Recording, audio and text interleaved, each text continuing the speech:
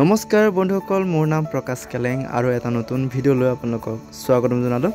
তো মই এটা ঠাইলৈ ফুৰিবলৈ গৈছিলোঁ। সেই ঠাইটি হ'ল মেঘালয়লৈ গৈছিলোঁ গাইজ। তাত এটা সুন্দৰ দৃশ্য দেখিলোঁ। তো সেইবাবে আপোনালোকৰ লগত শ্বেয়াৰ নকৰাকৈ মই থাকিবই নোৱাৰিলোঁ গাইজ। তো সেইবাবে চমুকৈ ভিডিঅ' লৈ আনিলোঁ আজি। আৰু কিছুমান তেনেকুৱা আছে আমাৰ নিপুণীয়া ভাইসকল, আমাৰ খেতিয়কসকল, যে আমি লগালে ভাল নহয় বা আমাৰ মাটি ভাল নহয়। চাওক গাইজ, হয় কিছুমানে বহুত ডাউনত পেলাব পাৰে। এনেতো আপোনালোকে তেনেকৈ ডাউনত বহি থকা নাই। কিছুমানে হয়তো আপোনালোকক বেয়াকৈ কৈছে বা দুখ লগাকৈ কৈছে, বাদ দিয়ে, তোমালোকে কৰিব নোৱাৰিবা, তোমালোকে এইবোৰ কৰিব নোৱাৰিবা গাইজ। কিন্তু গাইজ এটলিষ্ট ট্ৰাইটো কৰি চাব পাৰোঁ আমি।